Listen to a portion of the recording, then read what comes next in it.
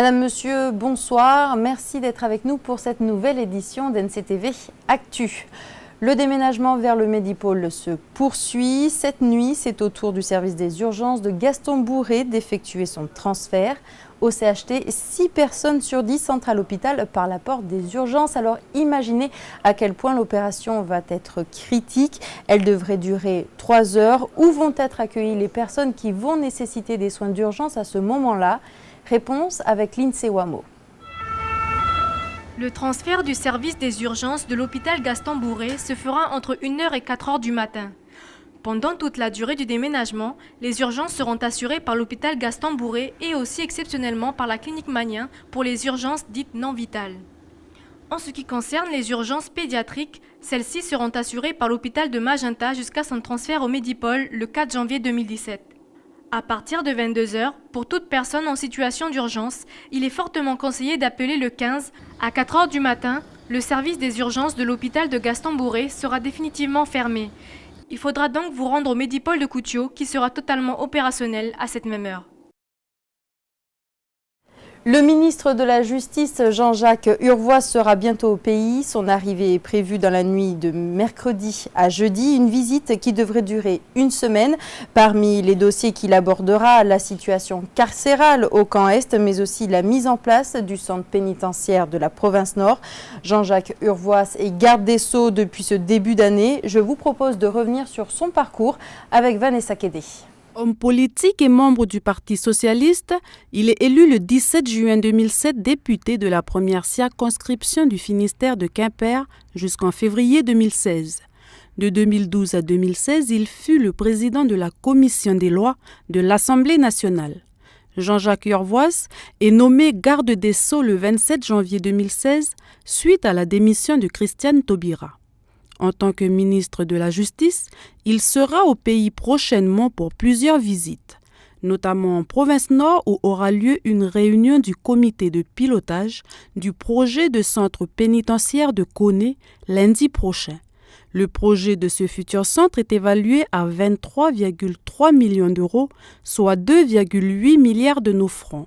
Après cette réunion, s'ensuivra la visite du site. On continue de parler politique avec la nomination de Bill English au poste de Premier ministre. L'actuel ministre des Finances néo-zélandais a été désigné aujourd'hui par le Parti national au pouvoir au pays comme le nouveau Premier ministre après la démission surprise de John Key la semaine dernière. Le Monde rappelle qu'il a dirigé le Parti national entre 2001 et 2003 lorsque la formation à tendance conservatrice faisait partie de l'opposition.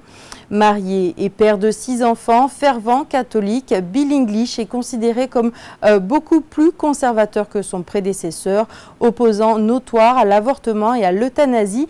Il s'était aussi opposé à l'égalisation du mariage entre personnes du même sexe en 2013. Et tout autre sujet, mais on reste dans le Pacifique, un oiseau sauvage qui se prend d'affection pour une famille australienne et la plus vieille femelle albatros recensée dans le monde, c'est dans le web du Pacifique, préparé par Stéphanie Marlier.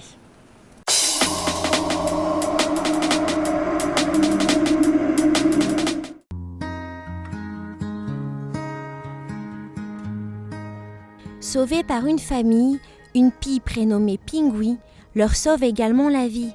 Une histoire touchante entre une jeune famille de Newport en Australie et d'une pie à l'aile brisée qui est devenue leur meilleure amie.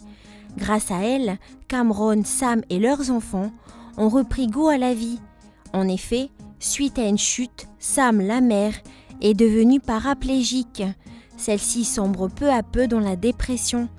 Mais grâce à cet animal qu'elle soigne, Sam va sortir de son isolement et reprendre du poil de la bête en faisant face à son handicap. Comme quoi, les animaux de compagnie, c'est bon pour le moral. Nos amis les animaux n'ont pas fini de nous surprendre. Après Pingui la pie, voici Wisdom, l'albatros de l'Essent. Il s'agit du plus vieil oiseau marin sauvage à concevoir. Depuis plus de 6 décennies, cette femelle albatros, âgée de 66 ans, revient pondre en début décembre dans la réserve naturelle américaine des îles Midway dans le Pacifique. Des îles qui, rappelons-le, comptent la plus grande colonie d'albatros au monde. Malheureusement, il s'agit d'une espèce en voie d'extinction. Ce qui est certain, c'est que Wisdom n'a pas fini de faire parler d'elle.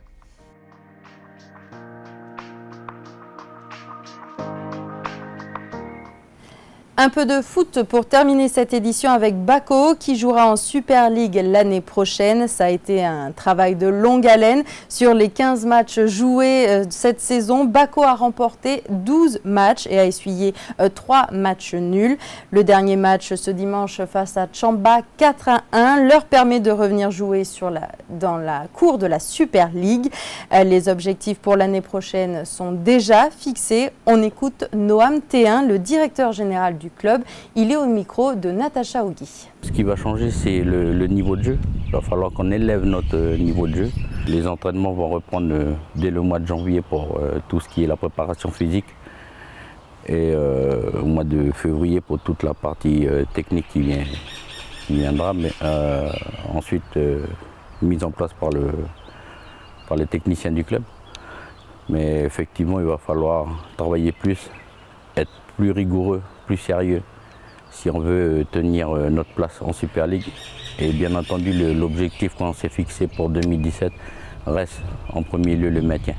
C'est-à-dire qu'il faut qu'on arrive à se maintenir en Super League pour permettre à voir plus grand dans les années à venir. Le calendrier 2017 est attendu début janvier, le temps pour les joueurs de se préparer. C'est la fin de cette édition. Merci de nous avoir suivis. N'oubliez pas que juste après ce journal, vous découvrirez la nouvelle bande-annonce de NCTV. Merci et à demain.